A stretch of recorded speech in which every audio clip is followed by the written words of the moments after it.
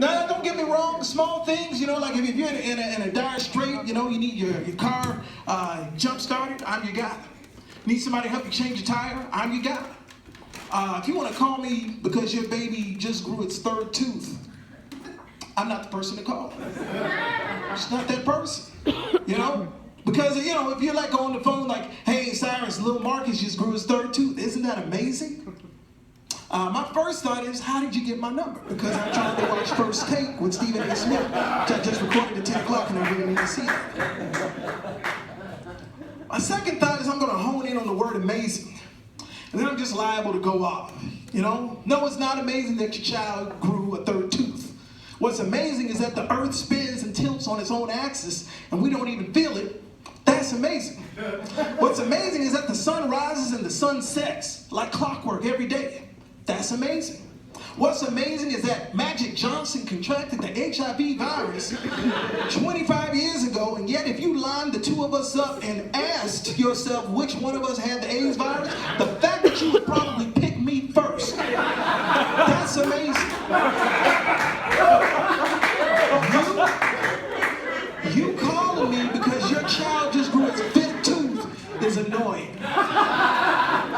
Then I'm liable to follow that up with a question like, are you going to call me for every tooth? Because if you do, I feel like I should send you my phone bill. I'm just not really good with the small talk. That's all I'm saying. I'm working on it. I'm at hello and goodbye. That's as far as I've got. I also like to travel. I do a lot of road trips. Like they have this new GPS app, Waze. I don't know if some of you've heard of it. I've actually done some research. Did you know one of the top downloaded voices on Waze is Arnold Schwarzenegger? This disturbs me. I love Arnold Schwarzenegger, but who would choose this for directions? This voice. Like there has to be a lot of language buried there. And number two, that has to be the most violent road trip ever. I'm saying if you're trying to get from here to Florida, that's just Arnold yelling at you for the next 4 to 6 hours. Get out of the lane, get out of the lane, get into the other lane. Come on, listen to me, listen to me. The cops are coming, the cops are coming. Black Lives Matter, Black Lives Matter, come on. I don't need that in my life, people. I need something calm and soothing.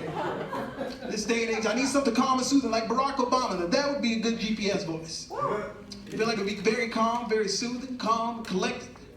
But then the more I thought about it, that's probably not the voice you want for a GPS. Think about it.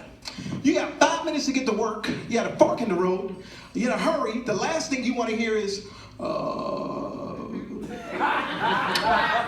hello?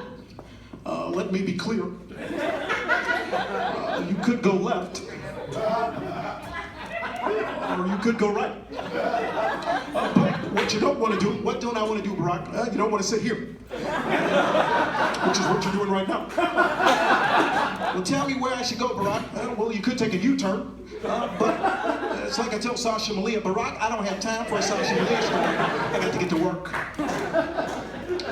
I thought Donald Trump would be a good GPS voice, but I'm a little worried that he might exaggerate the directions.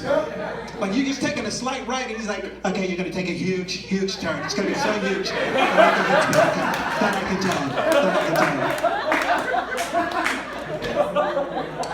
Think about things like that.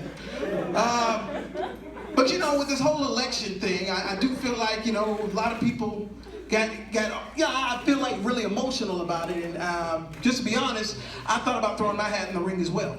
I did, for 2020 with Kanye West. Look for me, I got 2% of the vote. That's cool. But all you need is a platform, people. When you run for office, you just need a platform. And I have a platform. Y'all want to hear it? Good, because that's all I wrote. That's all I wrote. My platform is ISIS. How to get rid of ISIS. We all want to get rid of ISIS, right? Yeah. Here's how we do it, people. We're going to start letting Liam Neeson answer the phones when we do the hostage negotiations. Right? Because he'll be like, I don't have any money. But what I do have is a certain set of skills that might prove themselves very dangerous for someone like you. What's that? Yes, I can also save you 15% by switching to Geico. That doesn't work. I said we let him have Peter Griffin from the Family Guy show just to annoy ISIS. They're like, hey, yeah, Peter Griffin here with Shad. Just wonder if one of you guys could reboot my computer. We are not tech support. We are ISIS. Do not call it again. You should have. Maybe we got off to the wrong stack. Maybe I should have started with an ISIS breaker. Yeah, sure. Come on. That doesn't work. I say we let them have Jerry Seinfeld just to annoy them with questions. They're like, hey, what's going on? What's the deal with these people? I mean, Al-Qaeda, that's a scary name.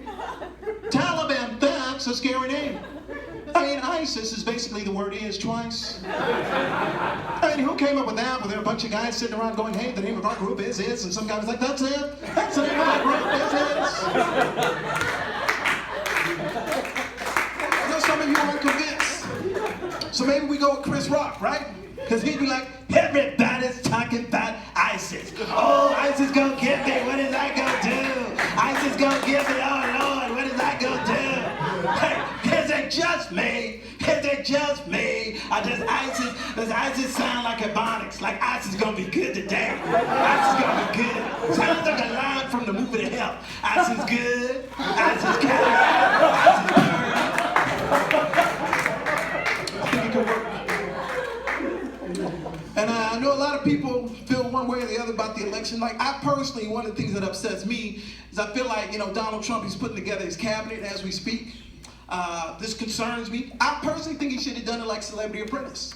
I think he should have different celebrities trying out for his cabinet position. Like, I would love to see Eddie Murphy as the Secretary of State.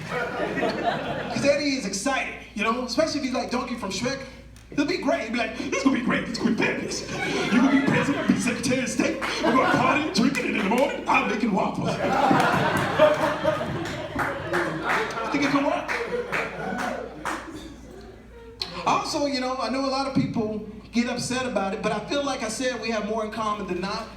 Like if I said, raise your hand if you went to the 6th grade, hands would go up everywhere. Maybe not you, sir, because not everybody makes it. Just being real. He needs to know that.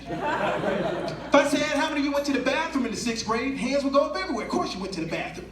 Right, sir? I got your milk drinking, I'm sorry.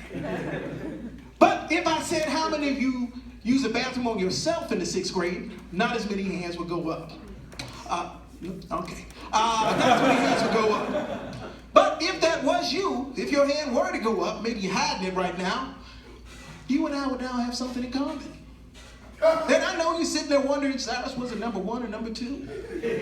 I don't want to get graphic, but if you must know, since you asked, I will give you a subtle hint. Let's just say my nickname in middle school was forever known as Doodle Boy. So you figure out for yourself which one you think it was. But we have more in common than not. And so one of my favorite heroes is Dr. King. And especially in times like this, I think about Dr. King and everything he stood for, what he would say in moments like this. I recently saw the movie Selma. I don't know how many of you had a chance to see that. That's a great movie. And I think about that in moments like this. But people say Dr. King had a lot of pressure. I feel like his kids had a lot of pressure. Like, can you imagine being the son or daughter of Dr. Martin Luther King and you hadn't cleaned your room all week? And this man is one of the greatest speechwriters of all time. We still study the I Have a Dream speech to this day. And Mr. I Have a Dream walks in your room. Now I came in here on Monday and told you to clean your room. Came in here on Tuesday, Wednesday, and Thursday, and still your room was a mess. Friday and Saturday rolled by, but today is Sunday, the Lord's Day, and I brought my belt to help speed up that day with all of your toys, the black toys and the white toys, the blue toys and the yellow toys, can join hands and sing the words of this soul toy spiritual. Clean at last, thank God Almighty, we'll clean at last. Meanwhile, you're like, Dad, what happened to nonviolence? What happened to nonviolence? Just saying. And I also think maybe sometimes he might have taken it too far, Dr. King. Like he had to drive through, going to KFC, like, I may take your order. I'd like to have an 8-piece bucket of chicken. Will that be white meat or dark meat? Come again, or will that be white meat or dark meat? Now, look here, I have a dream. I have a dream that one day chicken will no longer be judged by the darkness of its meat, but by the crispness of its flavor. I have a dream. That's my time, thank you.